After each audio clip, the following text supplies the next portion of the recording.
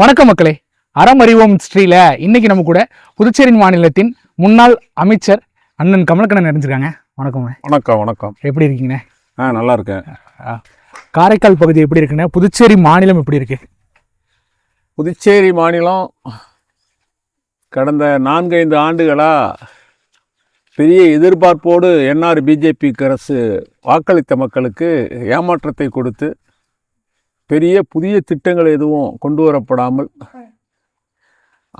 அகில இந்திய அளவிலே புதுச்சேரி மாநிலம் பல்வேறு நிலைகளிலே பார்வைக்கு பின்தங்கி இருப்பது போன்ற தோற்றமளிக்கிறது.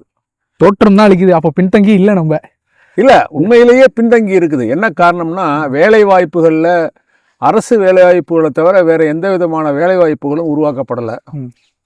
குறிப்பாக சுற்றுலா வளர்ச்சியை பொறுத்த வரைக்கும் கடந்த கால காங்கிரஸ் ஆட்சியில் துவக்கப்பட்ட திட்டங்கள் தான் தொடர்ந்து நடக்குது ஒழிஞ்சு புதிதாக எந்த திட்டங்களோ புதிய சுற்றுலா திட்டங்களோ எந்த விதமான அறிமுகங்களும் இல்லை. அதே மாதிரி ஆன்மீக வளர்ச்சி, சுற்றுலா வளர்ச்சியில் ஆன்மீக சுற்றுலா என்ற ஒரு திட்டமும் இருக்கிறது. அதற்கான புதிய முயற்சிகள் இது எடுக்கப்படலை. அரசினுடைய பல்வேறு திட்டங்கள் முழுமையாக எல்லா மக்களையும் சென்றடையலை. இது எல்லாமே வளர்ச்சி குன்றிய நிலை தானே. சரிதானே. எப்பயுமே என்ன சொல்லுவாங்கன்னா, காரைக்கால் பகுதியை புதுச்சேரி மாநிலம் புறக்கணிக்குது. புதுச்சேரி நல்லா வளருது, காரைக்கால் வளரவே மாட்டேங்குது அப்படின்னு சொல்லுவாங்க. இப்போ திருநள்ளாறு மக்கள் எப்படி இருக்காங்க? புதுச்சேரியை கம்பேர் பண்ணுறப்ப காரைக்கால் மக்கள் என்ன மனநிலையில் இருக்காங்க? புதுச்சேரியை கம்பேர் பண்ண போது காரைக்கால் மிக பின்தங்கிய நிலையில் தான் இருக்குது. ஏன்னா புதுச்சேரி அரசினுடைய எந்த திட்டங்களும் குறித்த காலத்தில் புதுச்சேரியில் இருக்கக்கூடிய மக்களுக்கு சென்று சேர்கின்ற மாதிரி காரைக்காலுக்கு வந்து அடைவதில்லை. அரசு பணியிடங்கள் போஸ்டிங் போடுறதா இருக்கட்டும், அரசு பணியிடங்கள் வேக்கன்சி ஃபில்லப் பண்ணுறதா இருக்கட்டும், அரசின் திட்டங்கள் நடைமுறைப்படுத்துவதாக இருக்கட்டும், எல்லாமே காரைக்கால் பின்தங்கி தான் இருக்குது. அதில் திருநள்ளாறு கோவில் நகரம் என்ற பெயரில் புதிதாக எந்த விதமான வளர்ச்சி திட்டங்களும் இல்லாமல் இருப்பதோடு கோவில் நகர திட்டத்தினுடைய முழுமையாக செயல்படுத்தப்படாமல் இருக்கிறது. உதாரணமாக திருநள்ளாறு பகுதியில் கோவில் நகர திட்டத்தில் உருவாக்கப்பட்ட அந்த விடுதிகள், பல்வேறு நோக்கங்களுக்காக கட்டப்பட்ட வளாகங்கள், அங்கே நலங்குளம் பகுதியில் வியாபாரிகளுக்காக அமைக்கப்பட்ட சிறு கடைகள், இவை எல்லாமே அவர்களுக்கு கொடுக்கப்படாமல் அப்படியே நிற்குது. திருநள்ளாறை பொறுத்த வரையில் அரசினுடைய திட்டங்கள் எதுவும் கடந்த காலங்களைப் போல் இங்கே முழுமையாக செயல்படுத்தப்படவில்லை என்று சொல்லலாம். விவசாயத்தை பொறுத்த வரையில் புதுவை அரசு விவசாயத்தின் மீது பாராமுகமாக இருக்கிறது. அவர்களை கேட்டால் என்ன சொல்லுவாங்க? நாங்கள் எல்லா திட்டத்துக்குமான நிதியை உடனே அளிக்கிறோம்பாங்க. அதெல்லாம் கடந்த காலங்களில் போடப்பட்ட திட்டம். இப்போ புதுசாக விவசாயிகளுக்கான எந்த முயற்சியும் எடுக்கப்படலை. இன்னும் சொல்லப்போனால் குறிப்பாக விவசாயிகளுக்கு விவசாயம் செய்வதற்கான கடன் உதவி வங்கிகள் மூலமாக, தேசியமயமாக்கப்பட்ட வங்கிகள் மூலமாக, கூட்டுறவு பிரைமரி அக்ரிகல்ச்சர் கிரெடிட் சொசைட்டி மூலமாக கடந்த 4 ஆண்டுகளாக விவசாயிகளுக்கு கடனே கொடுக்கப்படலை. காரணம், அதற்கு முன்பாக கொடுக்கப்பட்ட கடனை தள்ளுபடி செய்யணும்னு அறிவித்து 3 ஆண்டுகளுக்கு மேலாக அதை தள்ளுபடி செய்ததை நடைமுறைப்படுத்தாமல் புதிதாக வந்த இந்த கவர்னர் விவசாயிகள் எல்லாம் சந்தித்து கேட்டுக்கொண்ட பிறகு தள்ளுபடி செய்தால், அதுவும் எல்லா விவசாயிகளுக்கும் அல்ல, ஒரு குறிப்பிட்ட பிரிவினருக்கு விட்டு செஞ்சு பெரிய விவசாயிகள் பலரையும் விட்டு விட்டார்கள். அதன் பிறகு விவசாயிகளுக்கான கூட்டுறவு கடன்கள் கொடுக்கப்பட்டதா என்றால் கொடுக்கப்படவில்லை. இதுதான் உண்மையான நிலைமை. இதுக்கெல்லாம் காரணம் என்னன்னு நினைக்கிறீங்க? பொதுவாக புதுச்சேரி ஆளக்கூடியவர்கள் முழுமையாக இந்த மாநில மக்களுடைய வளர்ச்சிக்கான திட்டங்களிலே கவனம் செலுத்தாமல் அவர்களுடைய தனிப்பட்ட ஆதாய நோக்கிலே செயல்படுகின்ற காரணத்தினால இந்த திட்டங்கள் முழுமையாக செயல்படுத்தப்படவில்லை. உதாரணமாக இன்னைக்கு காலையில் நான் காரைக்கால் சிவில் ஸ்டேஷனுக்கு போனேன். சமூக நலத்துறைக்கு போய் அங்கே சில மக்களுடைய கோரிக்கைகள், அந்த ஊனமுற்றவர்களுக்கான வண்டி கொடுப்பது, உதவித்தொகை கொடுப்பது சம்மந்தமாக கேட்பதற்கு போனேன். கிட்டத்தட்ட 10 மாதத்துக்கு மேலே அங்கே அசிஸ்டன்ட் டைரக்டர் போஸ்ட்டு காலியாக இருக்குது. அதாவது அசிஸ்டன்ட் டைரக்டர் போஸ்ட்டு அங்கே இருக்கக்கூடிய ஒரு மூத்த அசிஸ்டண்ட்டுக்கு கொடுத்து வச்சுருக்குறாங்க. சரி, அது முடிஞ்சிட்டு ஆயுதனோட நலத்துறையில் எனக்கு வேண்டிய ஒருவருக்கு என்ஓசி கேட்டிருந்தாங்க. வீட்டுமனை பட்டா கடன் எதுவும் வாங்கப்படலைன்னு ஒரு பட்டாவுக்கான என்ஓசி கேட்டிருந்தாங்க. அங்கே போய் கேட்டால் 6 ஆண்டு காலமாக அசிஸ்டன்ட் டைரக்டர் போஸ்ட்டு போடப்படவே இல்லை. மாறா இங்கே இருக்கக்கூடிய யாரோ ஒரு தாசில்தாரை அடிஷனல் சார்ஜாக போட்டிருக்காங்க. இப்போ நம்ம பாண்டிச்சேரி அரசு துறைகள்ல ஆதி திராவிட நலத்துறை ஒரு முக்கியமான துறை. ஆமா. மிக பின்தங்கிய ஒடுக்கப்பட்ட மக்களுக்கு சேவை அளிக்கக்கூடிய துறை. அந்த துறையில காரைக்கால்ல 6 மாத காலமா அசிஸ்டன்ட் டைரக்டர் 6 ஆண்டுகளா போடப்படலைன்னா எப்படி அங்க திட்டங்கள் முழுமையா நடக்கும்? மேலும் இப்ப யாருமே இல்லைங்க. ஏன்னா அதுக்கு முன்பு பொறுப்புல இருந்த தாசில்தார் வேற போஸ்டிங் போகும்போது இவருக்கு அடிஷனல் சார்ஜா அதுக்கான உத்தரவு கொடுக்கப்படணும். இப்போ வந்து அசிஸ்டன்ட் டைரக்டரே இல்லை. அங்கே போனவர் அப்ளிகேஷன் எப்போ கொடுப்பாங்க எனக்கு என்ஓசின்னு கேட்டு அங்கே சண்டை போட்டுக்கிட்டு இருக்காரு. அதை விட்டுட்டு லேபர் டிபார்ட்மெண்ட்டுக்கு போனேன். லேபர் டிபார்ட்மெண்ட்டுக்கு லேபர் ஆஃபீஸர் காரைக்காலுக்குன்னு போட வேண்டியவங்க போடப்படாமல் அடிஷ்னல் சார்ஜ் பாண்டிச்சேரியில் இருக்கக்கூடிய ஒரு அதிகாரியை அடிஷ்னல் சார்ஜாக போட்டு பவர்ஸ் கொடுத்துருக்காங்க. அப்போ அங்கே ரெகுலர் போஸ்டிங் இல்லை. அது ஏன்னு கேட்டால் பலருக்கு 10 ஆண்டுகளுக்கு முன்னே 8 ஆண்டுகளுக்கு கொடுக்க வேண்டிய ப்ரமோஷன் கொடுக்காததுனால அந்த போஸ்ட் வேக்கண்ட்டுங்கிறாங்க. அப்போது இதே மாதிரி ஒவ்வொரு முக்கியமான துறைகள் எல்லாம் காலி இடங்களாக இருக்குது அப்படின்னா என்ன விதமான செயல்பாடுகள் நிர்வாக செயல்பாடுகள் நடந்துடும்? நிர்வாக துறையில் வேளாண் துறை டைரக்டர் இல்ல, வேளாண் துறை செயலர் IAS ஆபீசரையே டைரக்டர் அடிஷனல் சார்ஜ் போட்டிருக்காங்க வேளாண் துறையில. அது கல்வித்துறையில உயர்கல்வித்துறை பள்ளி கல்வித்துறைன்னு 2 துறைகள் இருக்கு. அதுல 2க்கு சேர்ந்து ஒரே அதிகாரியை டைரக்டரா போட்டிருக்காங்க. அவரும் இப்போ வந்து ப்ரமோஷன்ல டிரான்ஸ்ஃபர் ஆகி போறாரு. வேற யாராவது போஸ்டிங் போடுவாங்களா போட மாட்டாங்களான்னு தெரியல. அப்போ ஒரு துறைக்கும் உள்ள அதிகாரிகள் போடப்பட்டு நியமிக்கப்பட்டு அவர்கள் சுதந்திரமாக விரைவாக செயல்பட்டால்தான் அரசினுடைய ஒதுக்கப்படுகின்ற நிதி உரிய காலத்துல மக்களுக்கு செலவழிக்கப்படும். இப்போ அதுக்கான வாய்ப்புகளே இல்லை. நீங்க சொல்றது பார்த்தா இதுக்கு முன்னாடி உங்ககிட்ட இருந்த இலாக்காக்கெல்லாம் சொல்றீங்க. கல்வித்துறை உங்ககிட்ட இருந்துச்சு, விவசாயத்துறை உங்ககிட்ட இருந்துச்சு, மின்துறை உங்ககிட்ட இருந்துச்சு. இப்ப இருக்கிறவங்களுக்கு நிர்வாகமே பண்ண தெரியல அப்படிங்கிற முறைதான் இருக்கு. நீங்க சொல்றத பார்த்தா அந்த மாதிரி தான் இருக்குது. ஆட்கள் பண்ண தெரியலன்னு சொல்லல, நிர்வாகத்தின் மீது அக்கறை செலுத்தல. அவங்க கவனம் செலுத்தினா எப்படி இந்த மாதிரி வேகன்சி வரும்? என்ன காரணம்? ஏதாவது ஒரு வாரம் 10 நாள் இல்ல, ஒரு 6 ஆண்டுகள், பல ஆண்டுகள் பல மாதங்கள் அப்படியே வேக்கண்டா இருக்கு. அப்படியே இருக்குது. இத கவனத்திலேயே அவங்களுக்கு இல்லாம இப்படி ஒரு இருக்கு அப்படின்னு அவங்களுக்கு தெரியாமலே அப்படி ஒரு சூழ்நிலையில இருக்காங்க. எங்களுக்கு மிகவும் ஆச்சரியமா இருந்துச்சு. அங்க வந்து ரொம்ப எளிதில சொல்லுவாங்க, முதலமைச்சரை பார்க்கணுமா வீட்டுல வந்து பாத்துருங்க, அமைச்சரை பார்க்கணுமா வீட்டுல வந்து பாத்துருங்க, ஒரு நாள்ல பாத்துடலாம்ப்பா, தமிழ்நாடு மாதிரி கிடையாது, மத்த மாநிலங்கள் மாதிரி கிடையாதுன்ட்டு. இங்க வந்தா விவசாயம் பண்ணிக்கிட்டு இருக்கீங்க, காலையில வந்தோம்னா மருத்துவமனைக்கு போயிட்டு வரேன் அப்படின்னு சொல்லிருக்கீங்க, ஒரு டிபார்ட்மெண்ட் பாத்துட்டு வரீங்க, விவசாயம் பாத்துட்டு வரீங்க. விவசாயம் உங்களுக்கு ரொம்ப பிடிக்குமோயா? ஆமா, எனக்கு என்னுடைய சுவாசம் விவசாயம். அதுதான் எனக்கு விவசாயம் தான் பிரதானமான ஒரு பிடிச்ச ஒரு தொழில்னு சொல்றதை விட அது ஒரு வாழ்வியல். இதை தாண்டி நான் மக்களுக்கு சேவை செய்த நேரம் போக என்னுடைய மற்ற நேரங்களை விவசாயத்துல நான் முழுமையா செலவழிக்கிறேன். 60 ஆண்டு காலமா அரசியல் இருக்கீங்க, ஒரு நீண்ட நெடிய பயணம் இருக்கு. இப்படி இருக்கிறப்ப வந்து எல்லாருமே சொல்லுவாங்க சம்பாதிப்பாங்க, அடுத்தது போவாங்க, வேற இடங்கள்ல நிறைய கட்டிட்டு போவாங்க. நம்ம மேலேயே நிறைய குற்றச்சாட்டுகள் சொல்லியிருக்காங்க. போன முறை நம்ம அமைச்சரா இருந்தப்ப நிறைய கையூட்டுகள் பெற்றிருக்கோம் அப்படிங்கிற குற்றச்சாட்டுகள் எல்லாம் சொன்னாங்க. ஆனா இங்க வந்து பார்த்தா இவ்வளவு எளிமையா இருக்கிறீங்க. அந்த குற்றச்சாட்டுகளை நீங்க என்ன சொல்றீங்க? என் மேல குற்றச்சாட்டு சொல்றவங்க நாக்கில் நரம்பு இல்லாதவர்கள்னு சொல்லணும். நான் வந்து முழுமையா கடந்த 5 ஆண்டுகள் அதிக நேரம் அரசு பணிகளை எனக்கு கொடுத்த பணியை முழுசா நிறைவேற்றியவன். சற்றேறக்குறைய காரைக்காலுக்கு பாண்டிச்சேரிக்கு 500 முறை வந்து சென்றிருப்பேன். அப்படின்னா என்ன அர்த்தம்னா, காரைக்கால் மாவட்டம் பின்தங்கிங்கிற முறையில் இங்கே பல்வேறு துறைகள் கூட்டங்கள் நடத்துது. என்னுடைய துறைகள் இல்லாமல் மற்ற துறைகளில் கூட அவங்க அமைச்சர்களோட அனுமதியோட கூட்டங்களை நடத்துவது, திட்டங்களை செயல்படுத்துகிற திட்டங்களை நிறைவேற்றுவது தொடர்ந்து வேலை பார்த்துருக்கேன். பாண்டிச்சேரியில் அதிகமாக சாதாரணமாக இப்போ கல்வித்துறை எடுத்துக்கிட்டா ஒரு 100 முறையாவது பள்ளிக்கூடங்களுக்கு நான் இன்ஸ்பெக்ஷன் போயிருக்கேன். 1ஆம் வகுப்பிலிருந்து உயர்கல்வி வரை எந்த துறைகள் என்கிட்ட இருந்ததுனால அந்த கல்லூரிகளுக்கு இன்ஸ்பெக்ஷன் செய்வது, கல்லூரி முதல்வர்களை பேராசிரியர் கூட்டம் நடத்துவது, அடுத்த கல்வி திட்டங்களுக்கான அடுத்த ஆண்டுக்கான திட்டமிடுவதுன்னு தொடர்ந்து வேலை செஞ்சிருக்கேன். இதுல ஊழல் லஞ்சங்கிறதுக்கு என்கிட்ட வாய்ப்பே இல்லை.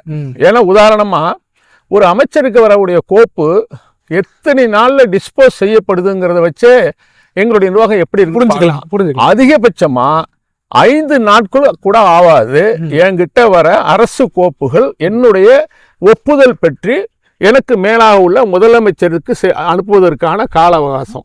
அப்ப 3 to 5 நாட்களுக்குள்ளாக அத்தனை கோப்புகளையும் பார்த்து அதற்கு ஒப்புதல் அளிப்பதோ அல்லது அதில் திருத்தம் கோருவதோ மாற்றம் கேட்டு மீண்டும் துறைக்கு திருப்பி அனுப்புவதோ போன்ற வேலைகள் செய்யறோம்னு சொன்னா அதுல லஞ்சத்துக்கான வாய்ப்பே ஒண்ணு சுத்தமா கிடையாது. என்ன சொல்ல போனா கிரண்பேடிங்கிற துணைநிலை ஆளுநர் எல்லா துறைகள்லயும் பல்வேறு குறுக்கீடுகளை செஞ்சவங்க என்னுடைய துறைகளை பொறுத்த வரைக்கும் அதிகமான ஒத்துழைப்பை கொடுத்தாங்க. உங்களுக்கு நிறைய காரணம் அவங்க என்னுடைய செயல்பாடுகளை அப்ரிஷியேட் பண்ணியிருக்காங்க. இன்னும் சொல்ல போனா சில ஃபைல்களே உதாரணமா பிபிசெல் பவர் கார்பரேஷன் காரைக்கால்ல இருக்க அந்த பவர் கார்பரேஷன்ல அதனுடைய ரிப்பேர் செலவுகளுக்காக பெல் திருச்சியில் இருக்கக்கூடிய பெல் கம்பெனிக்கு டெண்டர் விட்டுருக்காங்க. அந்த டெண்டர் விட்ட ஃபைல்ல நான் பார்வையிட்டு அதுல கூடுதல் தொகைக்கான ஒப்புதல் கொடுக்கப்பட்டிருக்கும் அதிகாரிகளுடைய ப்ரொபோசல் இருக்கிற மாதிரி எனக்கு பட்டு நான் அந்த ஃபைல்ல இந்த மாதிரியான ஒப்புதல் கொடுத்துருக்கீங்க. பெல்லு மட்டும்தான் கவர்மெண்ட் ஆஃப் இந்தியாவுடைய பொதுத்துறை நிறுவனமா, வேறு நிறுவனங்கள் இருக்கா? அப்படி இருக்கும்போது எல்லா நிறுவனங்களையும் இந்த போட்டியில கலந்துக்க சொல்லுங்க அப்படின்னு சொல்லி ஃபைல திருப்பி அனுப்பின பேர்ல சட்டேறக்குறைய 55 லட்சம் ரூபாய் சேவிங்ஸ் கிடைச்சது ஒரு மேட்டர்ல ஒரு நிறுவனத்துல. அப்ப என்னுடைய செயல்பாடுகள் லஞ்சமோ அல்லது கையூட்டோ பெறுகிறாங்களா இருந்தா என்ன பொறுத்த வரைக்கும் இவ்வளவு விரைவா திட்டங்களை செஞ்சிருக்க முடியாது. துணைநிலை ஆளுநருடைய பாராட்டுதலே பெற முடியாது. அந்த அளவுக்கு என்னுடைய செயல்பாடுகள் இருந்திருக்கு. என்னுடைய பொது வாழ்க்கை ஒரு திறந்த புத்தகம். சும்மா எல்லாரும் சொல்லுவாங்க, நான் உண்மையிலேயே வெளிப்படையா சொல்றேன். எனக்கு விவசாய நிலங்கள் 30-40 நிலங்கள் சொந்தம் இருக்குது. பாக்கி ஒரு 50 ஏக்கர் நிலம் என்னுடைய நண்பர்கள் நிலம், பெரும்பாலும் இஸ்லாமிய நண்பர்களுடைய நிலத்தை நான் குத்தகை பண்றேன். இதை தாண்டி எனக்கு எந்த விதமான மூதாதையர் உள்ள சொத்து சில சொத்துகள் இருக்கு. அதுவும் கிராமப்புறங்கள்ல குறைந்த மதிப்பு உள்ளது.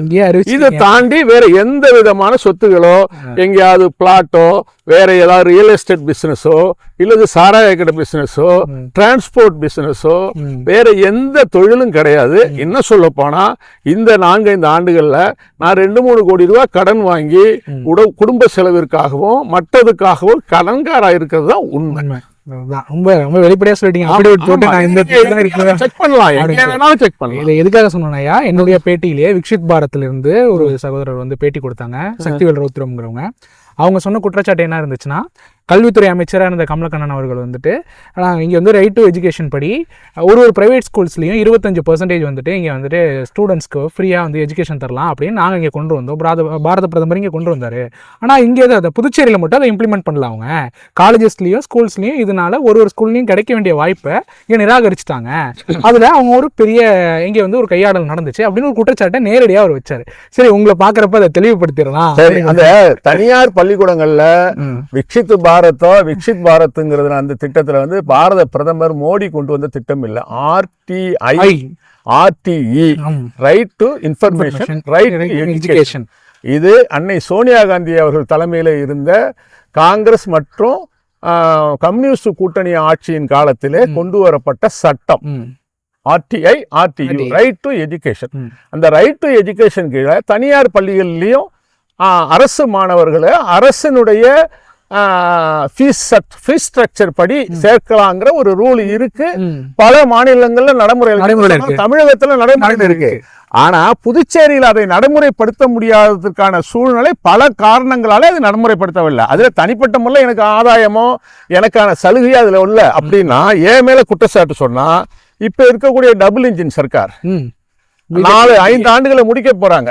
இப்ப இருக்கக்கூடிய ஏன் பிஜேபி என்ஆர் அரசு நடைமுறைப்படுத்தல? புதுச்சேரி மாநிலத்தில் சில திட்டங்களை விரைவாக நடைமுறைப்படுத்துவதில் அமைச்சர்கள் மட்டும் முடிவெடுக்க முடியாது.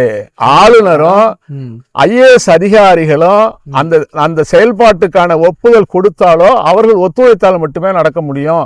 அதன் காரணமாக அந்த RTE திட்டத்தின் கீழே தனியார் பள்ளிகளிலே மாணவர்களை சேர்ப்பதற்கான அந்த பாதையை எங்களால் நடைமுறைப்படுத்த முடியவில்லை. எங்களால் நடைமுறைப்படுத்த முடியாத காரணம் முக்கியமா பல விஷயங்களை தடை போட்டது கிரண்பேடி. அந்த எங்கள் ஆட்சி செய்த காலத்திலே 1.5 ஆண்டு 2 ஆண்டு கோவிட் நடைமுறையில் கோவிட் நோய் தொற்றின் காரணமாக பள்ளிக்கூடங்களை நடத்த முடியாத சூழ்நிலை. இதை எல்லாவற்றையும் சேர்ந்து எங்களால் நடத்த முடியல.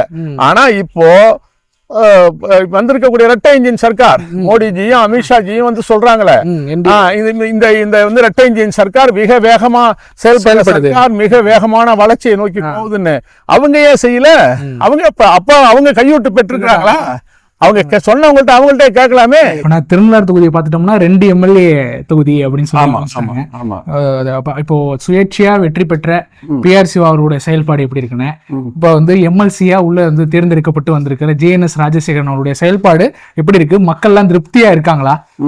எப்படி இருக்குன்னு? அதாவது திருநள்ளாறு தொகுதியை பொறுத்த வரைக்கும் கிராமப்புறமும் ஒரு கோவில் நகரங்கிற வளர்ச்சியும் உள்ள 2 வகையான முகமுடைய தொகுதி இது.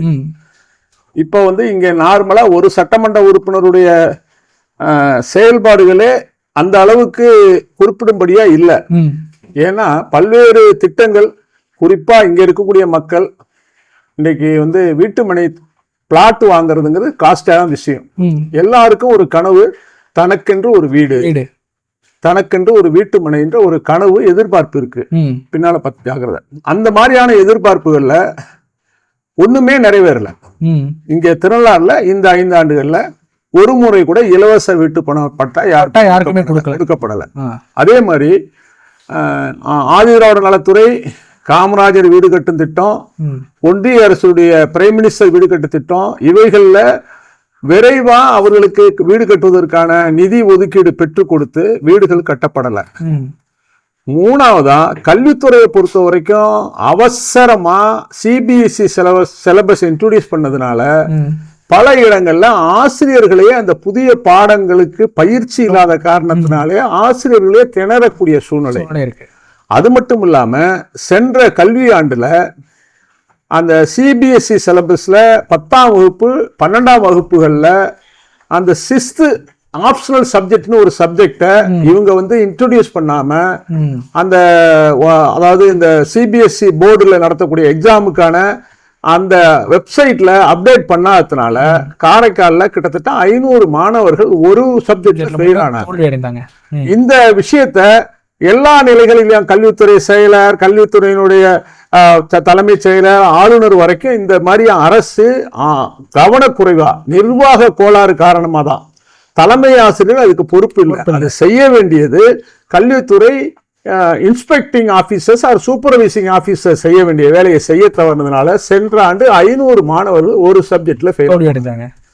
உங்களுக்கு மத்திய அரசு பாராளுமன்ற கேள்வி பதிலே மத்திய கல்வித்துறை அமைச்சர் தர்மேந்திர பிரதான் சொல்லியிருக்கிறாரு, 10,000 மாணவர்கள் இடைநிற்றல் ஏற்பட்டிருக்கிறது பாண்டிச்சேரியிலன்னு. கல்வித்துறையை பொறுத்த வரைக்கும் கல்வித்துறையில குறித்த காலங்கள்ல மாணவர்களுக்கான ஸ்காலர்ஷிப் கொடுக்கறது, நோட்டு புத்தகங்கள் கொடுக்கறது மற்றும் அவர்களுக்கு தேவையான மாணவர்களுக்கு தேவையான வெல்ஃபேர் ஸ்கீம்ஸ் எதையுமே நடைமுறைப்படுத்தல திருநள்ளாறு தொகுதியில. இது சம்பந்தமா இவங்க எல்லாம் கேட்டாங்களான்னா கேட்கல. திருநள்ளாறு தொகுதியில பல கிராமங்கள்ல விஓ போஸ்ட் வேக்கண்டா இருக்கு. சட்டையரக்கூடிய 10 வருவாய் கிராமம் உள்ள திருநள்ளாறு பகுதியில 5 இடங்கள்ல விஓவே கிடையாது.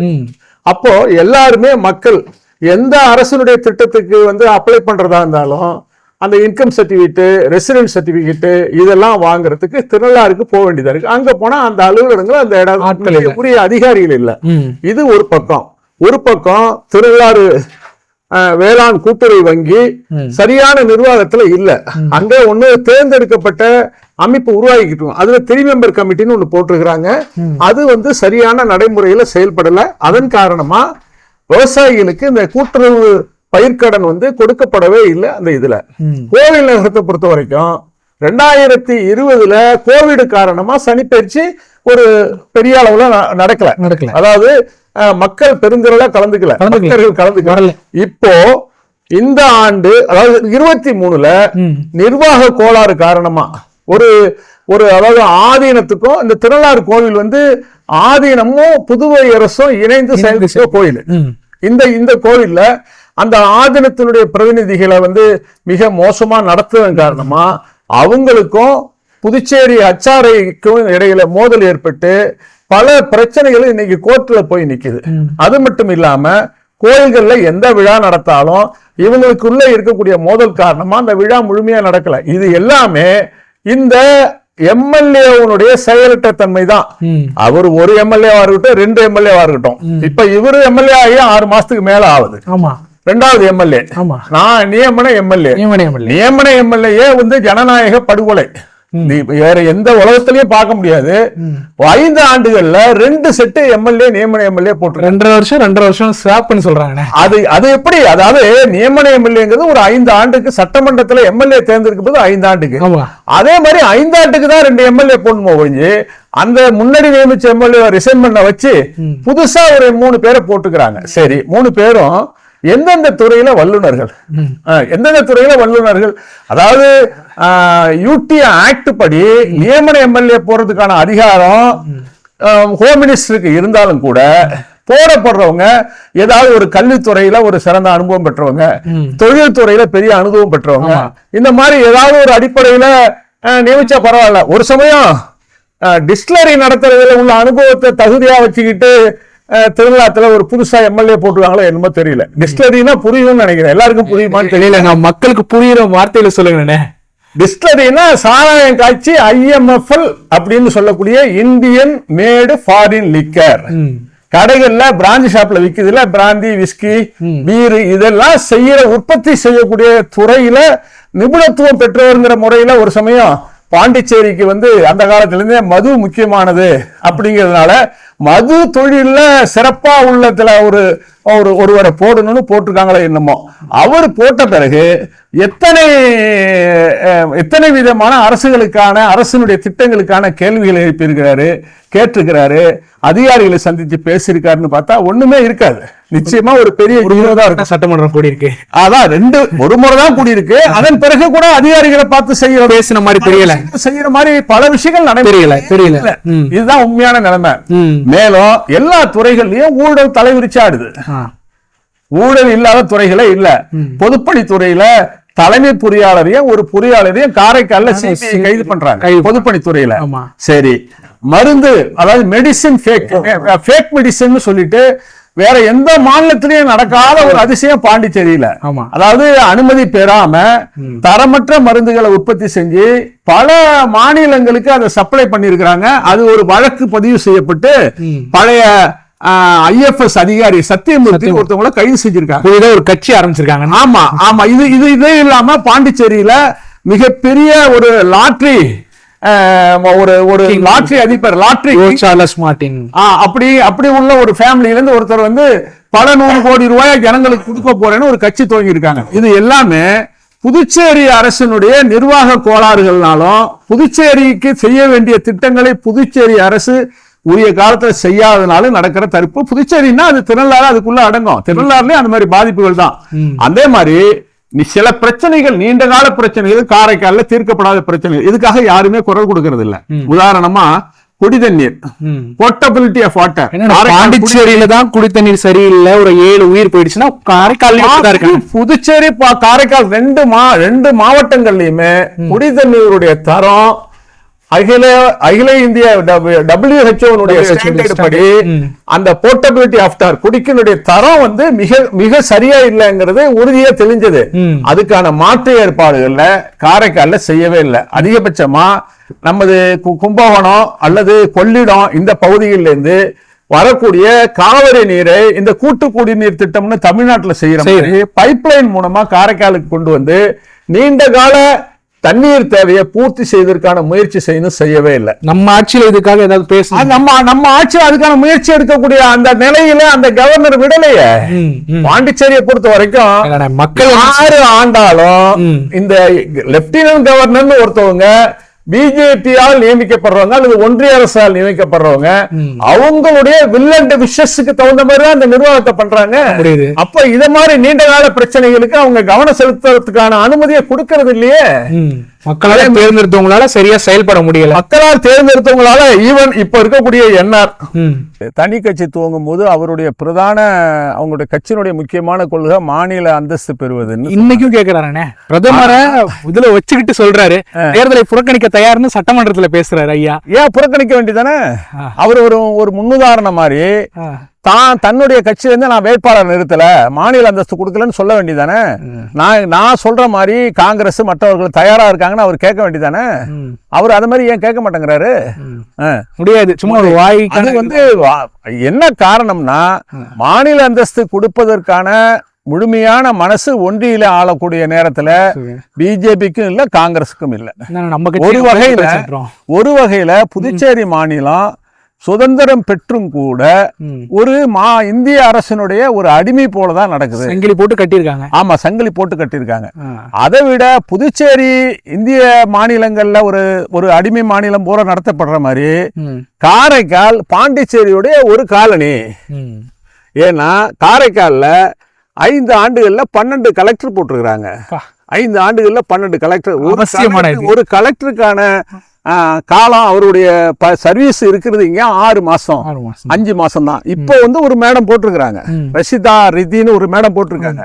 இவங்க தேர்தல் முடிஞ்ச பிறகு இங்க இருப்பாளாங்கிறத கேள்விக்குரிய. ஏன்னா அவங்களுக்கு தமிழ் தெரியாது சுத்தமா. அப்ப இப்ப இருக்கக்கூடிய கலெக்டருக்கு தமிழ் தெரியாது, சப் கலெக்டருக்கு தமிழ் தெரியாது, எஸ்எஸ்பிக்கு தமிழ் தெரியாது. அப்ப காரைக்கால் மக்கள் ஒரு மறைமுகமா ஒரு பனிஷ்மெண்ட் பண்ற மாதிரி தெரியல. இது அப்படிதான் காரைக்கால்ல உள்ளவங்க அதுதான் இந்த புதுச்சேரி அரசாங்கம் காரைக்கால் மக்களை மறைமுகமா ஒரு அடிமைத்தனமா நடத்துதுங்கிறதுல என்ன இது சொல்ல முடியும்? இதெல்லாம் செய்யறாங்க. இங்க இருந்து என்ன காரணம் தான் தெரியல. ஒரு 6 எம்எல்ஏஸ் இருக்காங்க, 5 எம்எல்சி ஒருத்தர், 6 சட்டமன்ற உறுப்பினர்கள், 3 பேரு NR Congress NR Congress minister இருக்காரு. ஆமா, முன்னாள் அமைச்சர் இருக்காங்க. ஆமா, அவங்களால எதுவும் செய்ய முடியல. பிஜேபியோட அமைச்சர் ஒருத்தர் இருக்காங்க, சுயேட்சை அமைச்சரும். நீங்க இதுல சேர்க்க கூடாது. முன்னாள் அமைச்சருக்கு என்ன அதிகாரம் இருக்கு? முன்னாள் அமைச்சர் இந்த நிர்வாகத்தினுடைய குறைபாடுகளை பேட்டி மூலமாகவோ செய்திகள் மூலமாகவோ ஊடகங்கள் மூலமாகவோ தெரியல. முன்னாள் அமைச்சர் சொன்னது சந்திர பிரியங்கா அக்காவை. ஆமா, அவங்க சரி, அந்த முன்னாளா ஏன் ஆனாங்க? என்ன காரணம்? அவங்க தெரியல காரணமா? ஒரு பெண்ணு அரசியல்ல போராடி வருவது எவ்வளவு கடினம். போராடி வெற்றி பெறவங்கள உரிய காரணங்கள் இல்லாம மந்திரி பதவியில இருந்து நீக்கிறது நியாயமா? என்ன காரணம் சொல்லுவாங்க? சரி, அவங்களதான் எடுத்தாங்கன்னா பாண்டிச்சேரியில தலித்துக்கு எதிரான ஒரு அரசு நடக்குதுங்கிறதுல நிச்சயமா மறுக்கவே முடியாது.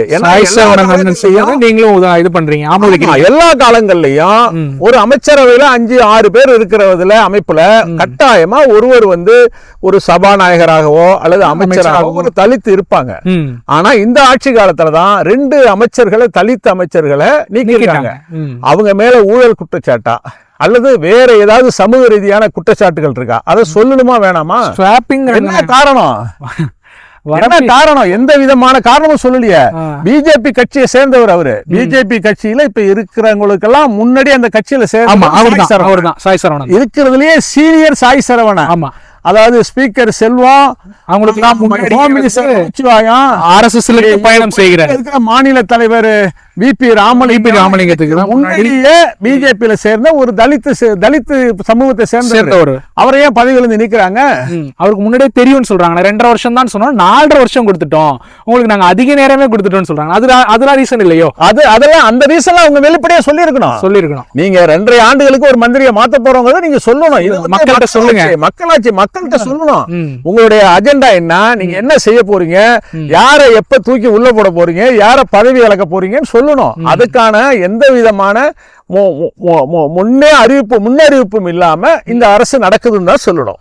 ஒட்டுமொத்தமா என்ஆர் பிஜேபி சர்க்கார் புதுச்சேரி மாநிலத்தினுடைய வளர்ச்சிக்கான புதிய திட்டங்களை எதுவும் செய்யல. தேர்தல் வர காரணத்தினால இப்ப சேதுராப்பட்டு லேண்ட தனியார்களுக்கு கொடுக்க போறோம். இப்பதான் அறிவிப்பு வருது. 5 ஆண்டுகள் என்ன பண்ணீங்க? அதுவும் இது நடைமுறையில இருக்குமான்னு தெரியல. இப்ப தேர்தல் நேர அறிவிப்பு எல்லாம் நடக்குமான்னு தெரியல. காரைக்காலுக்கு வர்றாரு மரியாதைக்குரிய உள்துறை அமைச்சர் அமித்ஷா. 15 கோடி ரூபாய்க்கு நாராயணசாமி அரசாங்கம் ஊழல் செஞ்சுட்டுங்கிறாரு. ஒரு ஆட்சி அதிகாரத்துல இப்போ எதிர்கட்சியில் இருக்கிறவங்க ஒரு குற்றச்சாட்டை சொன்னா அதற்கான ஆதாரங்களை அவங்க முழுமையா சொல்ல முடியாது. கிடைக்கக்கூடிய தகவல் அடிப்படையிலையும் நாங்கள் உணர்ந்ததன் அடிப்படையிலும் தான் குற்றச்சாட்டு வைக்க முடியும். ஆளுங்கட்சியில அதிகாரத்தில் இருக்கக்கூடிய மத்திய அரசுடைய ஆட்சி அதிகாரத்துல 3வது இடத்துல இருக்கக்கூடிய ஒரு அமைச்சர் ஒரு எந்த ஆதாரமும் இல்லாம நாராயணசாமி அரசா காங்கிரஸ் அரசு 15 கோடி ரூபாய் ஊழல் செஞ்சிருக்கு அப்படின்னு பேசுறாரு. இதை விட பெரிய பியூட்டி, பாண்டிச்சேரிக்கு வந்த பிரைம் மினிஸ்டர் மோடி காங்கிரஸ் அரசு டெல்லியில இருக்கக்கூடிய ஒரு குடும்பத்துக்கு ஏடிஎம்மா இருக்கு. ஏடிஎம்னா என்ன அர்த்தம்? பணம் கொடுக்கக்கூடிய பணம் எடுக்க ஒரு எந்திரமா இருக்கு. எந்த சம்பவத்தை வச்சு சொல்றாங்க? இவங்ககிட்ட தான் எல்லா அதிகாரமும் இருக்குல்ல. குற்றச்சாட்டுக்கான அந்த மூவாந்தரமே மாதிரி இல்ல. தவறுகள் குற்றச்சாட்டு இருந்தா வழக்கு போடுங்களேன். எங்க முதலமைச்சர் சேலஞ்ச் பண்றாரு, ம். இதை நிரூபிங்க, நான் அரசியல் விட்டே விலகிடுறேன், ம். என் மேல வழக்கு போடுங்க, என் மேல குற்றம் இருந்ததுன்னா எனக்கு தண்டனை வாங்கி கொடுங்க, ம். நான் அரசியலை விட்டே விலகிடுறேன், நீங்க செய்யலைன்னா நீங்க விளைவீங்களான்னு கேட்கிறாரு. என்ன பதில்? ம். அப்போ பிஜேபி அரசாங்கம் ஒரு தேர்தல் மிஷினரி ஒண்ணு வச்சிருக்காங்க. ம். தேர்தல் மிஷினரியில பிரைம் மினிஸ்டர், ஹோம் மினிஸ்டர் இவங்க எல்லாம் முக்கியமான அங்கம். அவங்க வந்து அந்த மாநிலத்துல கேம்ப் பண்ணி அவங்கள்ட்ட இருக்கக்கூடிய பொருளாதார பலத்தை எல்லாம் முழுமையா கொடுத்து ம். அதன் மூலமா மக்களை விலைக்கு வாங்குற ஏற்பாடுகளை செய்யறது. யாரு தங்களை எதிர்க்கிறாங்களோ அவங்க மேல அபாண்டமான பொய் குற்றச்சாட்டுகளை சொல்லி ஊடகங்களை கையில வச்சுக்கிட்டு அதை நம்ப வைப்பது மூலமா அதிகாரத்தை கைப்பற்றுவதுங்கிறது தான் பிஜேபி என்ஆர் அரசனுடைய ஒரு மோசமான செயல்பாடுகள். எந்த விதமான மக்கள் சார்ந்த திட்டங்களும் புதிதாக கிடையாது. காங்கிரஸ் தமிழகத்துல சொல்றாங்களா, அதிமுக ம். அதிமுக கொண்டு வந்த திட்டங்களை லேபிள் மாத்தி திமுக கொண்டு வந்துட்டாங்க. திமுக கொண்டு வராங்கன்னு தமிழ்நாட்டுல குற்றச்சாட்டு சொல்றாங்க. ம். தமிழகத்துல சொல்றாங்களே, அண்ணாமலை சொல்றாரு ம். மது டாஸ்மார்க் அரசாங்கம்னு. அரசாங்கமே நடக்குது. பாண்டிச்சேரியில என்ன நடக்குது? ம். பாண்டிச்சேரியில காங்கிரஸ் கொண்டு வந்த திட்டங்களை நீங்க எக்ஸ்டென்ஷன் கொடுக்குறீங்க. ஓஏபிங்கிறது பழைய திட்டம். பழைய திட்டம். 2000 ரூபாங்கிறத 500 ரூபாய் ஏத்துறேன், ஆமா 2500 ரூபா கொடுக்குறோம். 2500 ரூபாய் கொடுக்குறேன். அரிசி எப்போதும் கொடுக்குற திட்டம், அந்த திட்டத்தை நிறுத்துனதே யாரு? நம்ம ஆட்சியில கிரண்பேடி. செயல்படுத்த முடியலன்னு சொன்னாங்க. அது கிரண்பேடி நிறுத்துனது. ஃபைல் எடுத்து காட்டுங்க, நான் சொல்றேன். ம். அரிசி நியாய விலைக்கடை மூலமா கொடுக்கணுங்கிறத முதலமைச்சரும் அந்த சிவில் சப்ளை மினிஸ்டர் கந்தசாமியும் ஃபைல ரெக்கார்ட் பண்ணி அதற்காக சண்டை போட்டோம். ம். இன்னும் சொல்ல போனா முதலமைச்சர் சென்னை ஹைகோர்ட்ல வழக்கு தொடுத்தாரு. ம். வழக்கு ஒண்ணு போட்டாங்க. நியாய விலை கடை நடத்தணும், அரிசியை நாங்க நேரடியா கொடுக்கணும்னு சொல்லி, இலவச அரிசியை கொடுக்கணும்னு சொல்லி வழக்கு நடத்தினாரு. ம். அந்த வழக்குல கூட நீதிபதிகள் கூட பிஜேபிக்கு ஆதரவா அப்ப தீர்ப்பு கொடுத்தாங்க. ம். அதையெல்லாம் தூக்கி வச்சுட்டு இப்ப இவங்க கொடுக்குறாங்க. அப்போ காங்கிரஸ் செஞ்சா தப்பு, காங்கிரஸ் செய்யக்கூடாது. ஆனா இவங்க அதே திட்டத்தை தான் செய்வாங்க. அது புதுசா ஏதாவது இருக்கா? தமிழகத்துல கொடுக்குறாங்க, பருப்பு கொடுக்குறாங்க, ஃபார்ம் ஆயில் கொடுக்குறாங்க, ம். சர்க்கரை கொடுக்குறாங்க. இங்க ஏதாவது கொடுத்துருக்காங்களா? கொடுக்குறாங்களா? இங்க எதுவுமே கொடுக்கலையே. இதே கேட்டுட்டு போனாரே. எதுவுமே கொடுக்கலையே. இங்க எதுவுமே கொடுக்கல. இங்க பாண்டிச்சேரியை பொறுத்த வரைக்கும் கடந்த காலங்கள்ல ஃபருக் மரைக்கார் இருந்திருக்கிறாரு, சண்முகம் இருந்திருக்காரு, வெங்கட சுப்ப ரெட்டியார் இருந்திருக்கிறாரு, வைத்திலிங்க இருந்திருக்கிறாங்க, திமுகவுல ஜானகிராமன், டிஆர் போன்றவங்க இருந்திருக்கிறாங்க. அந்த காலத்துல தான் புதிய திட்டங்கள், புதிய உயர்கல்வி நிறுவனங்கள்லாம் துவக்கப்பட்டது. இப்ப ஏதாவது புதுசா ஹையர் எஜுகேஷன் துவக்கியிருக்காங்களா? புதுசா ஏதாவது வந்திருக்கா? இருக்கிற திட்டங்களை குலைச்சிருக்காங்க. இதுதான் இன்றைக்கு நடக்குது.